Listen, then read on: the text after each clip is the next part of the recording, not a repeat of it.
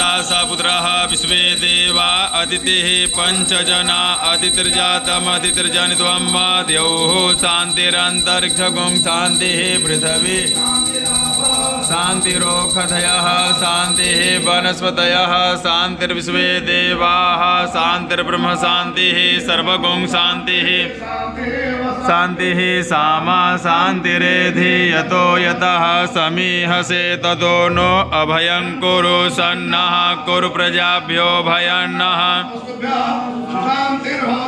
श्रीमन्महागणाधिपतये नमः लक्ष्मीनारायणाभ्यां नमः उमामहेश्वराभ्यां नमः वाणीरन्गर्भाभ्यां नमः सजे पुरन्दराभ्यां नमः